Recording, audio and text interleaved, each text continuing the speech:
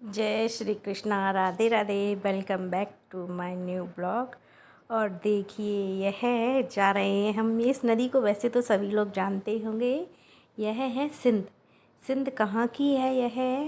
ये सिंध है रतनगढ़ की। मतलब सिंध तो एक ही है पूरी, लेकिन यह जे हम जहाँ जा रहे हैं वह है रतनगढ़ की सिंध है। ये रतनगढ़ की यहाँ से निकली है और यह बहुत दूर तक निकली है। मेरे मतलब ये यहाँ से निकल कर आई है, वहाँ मेरा मायका भी है और जहाँ ये निकली है वहाँ मेरा ससुराल है। और देखिए कितने अच्छे बादल हो रहे हैं, मौसम इतना अच्छा था, बहुत ही सुंदर मौसम था। मुझे तो ऐसा लग रहा था मेरी बेटी कह रही थी, माँ चलो इस नदी में नहाएंगे हम, यहाँ पर चलो खेलते हैं। यहाँ हम लोग वहाँ नीचे भी गए थे थोड़ा सा, लेकिन हम मोबाइल नहीं ले गए। अब आ गए हैं हम यहाँ अपने गुरुजी के आश्रम में और यहाँ बच्चों ने बहुत सारी मस्ती की। बहुत बड़ा आश्रम है। यह माना जाता है कि यहाँ पर जो हमारे गुरु जी के गुरु थे वह तपस्या करने के लिए नीचे गुफा में जाती थी। तो एक दो आश्रम थे, एक आश्रम से दूसरे आश्रम तक वह नीचे ही नीचे चले जाते थे। और जब वो तपस्या करते थे तो ये कहते हैं कि वो ज़मीन पर आसन लगाकर तपस्या नहीं करते थे। देखिए कितनी सुंदर मोर है। यहाँ पर कहते हैं कि कुछ भी कहो, जंगल में तो मंगल ही मंगल है। इतना आनंद आ रहा था। यहाँ पर बहुत ही गुरु पूर्णिमा थी तो इतने सारे भजन हो रहे थे, भजन कीर्तन नाच वगैरह। बहुत ही सुंदर मतलब इतना सुंदर वातावरण था कि क्या कहें। मतलब जितनी तारीफ़ करो उतना ही कम है। और यहाँ पर थोड़ा झुककर चलना पड़ता है क्योंकि यहाँ यह नीचे गुफ़ा थी। जिस गुफ़ा की मैं भी आपसे बात कर रही हूँ यह वही गुफ़ा है। यहाँ पर गुरुजी आश्रम के अंदर है। आश्रम ऊपर है, उसके अंदर से कमरे में से निकल कर जाना पड़ता है यहाँ के लिए। और यह बहुत सुंदर थी। देखिए और नीचे जाना पड़ेगा।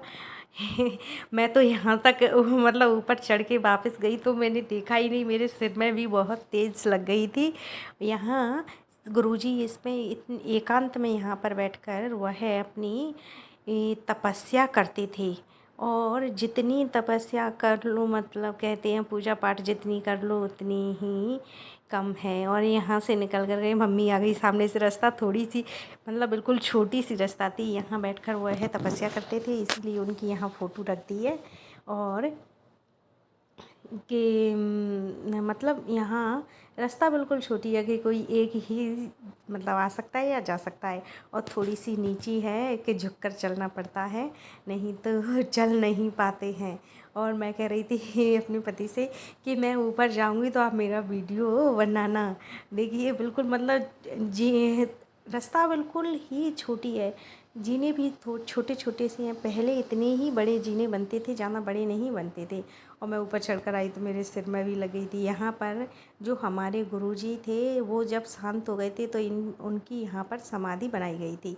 समाधि तो वैसे कुछ जैसे समाधि कैसे ली जाती है कि जो संत होते हैं तो उनको हम ज़मीन में जब दफनाते हैं तो उसके लिए उनके ही आसन लगाई जाती है। नीचे मेवाओं की, पंच मेवाओं की आसन लगाई जाती है जब उनकी समाधि दी जाती है वहाँ पर।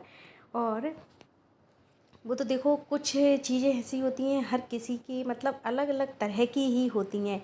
और यह था बहुत ही सुंदर। मैं मेरा तो यहाँ पर इतनी सारी तो यहाँ पर मोरें थीं कि कुछ पूछो ही नहीं।